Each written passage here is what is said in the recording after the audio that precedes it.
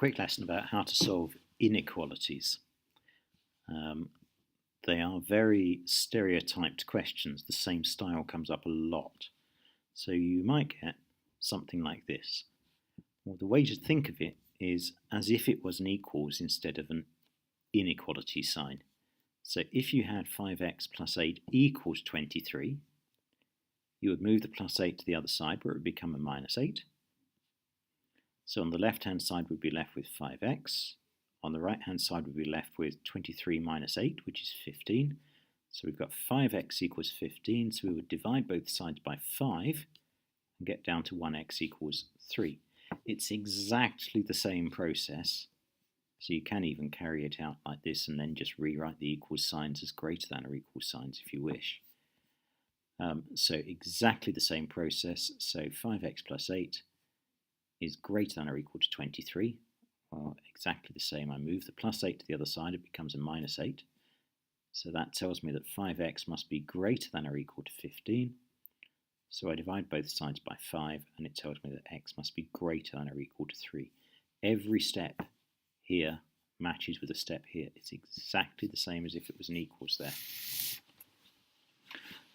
The next step up in difficulty on this topic is where they put two inequalities together.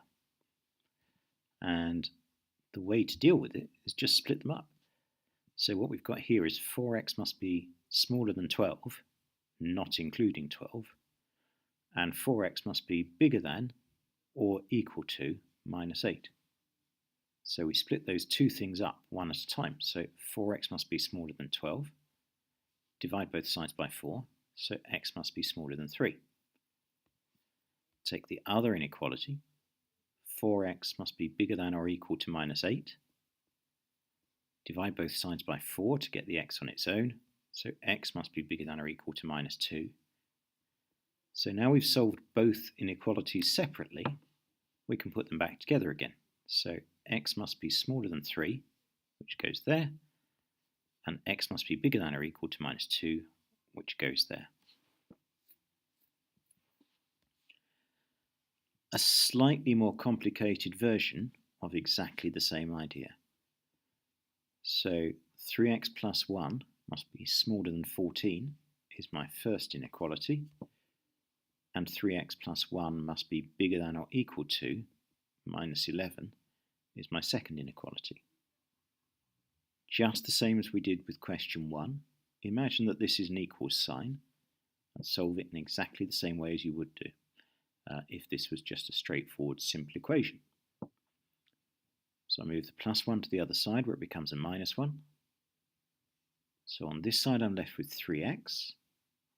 On this side I've got 14 minus 1, 13. So if 3x's are smaller than 13, divide both sides by 3, x must be smaller than 4 1/3.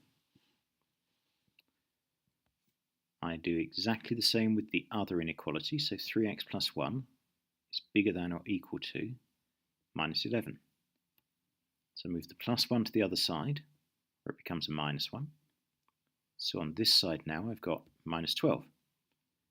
So 3x is bigger than or equal to minus 12, so I divide both sides by 3, and 1x must be bigger than or equal to minus 4. Then in exactly the same way as I did above, I combine these two inequalities into one.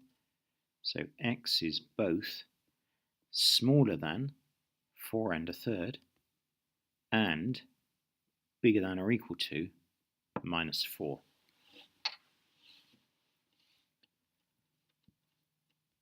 There are two final little extra parts they can ask you. Can you put it on a number line?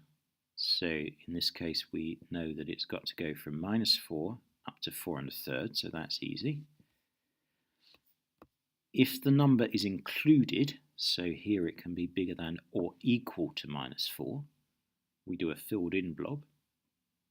If it's not included, so here it goes up to, but not including 4 1/3, we do an open blob. So that's the first little extra they can ask. The second very common little extra is to write down all the integer solutions. Now, an integer is a positive or negative whole number. So what they're saying is, what are the positive or negative whole numbers which obey this equation we've just solved? So what are positive or negative whole numbers that are bigger than -4, including -4, or smaller than but not equal to 4 1/3? So we can read them off the diagram if we wish. -4, -3, -2, -1, 0, 1, 2, 3, 4.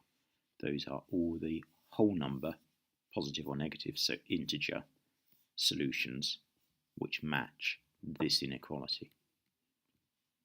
That's all there is to inequalities. They're always some combination of these styles of questions.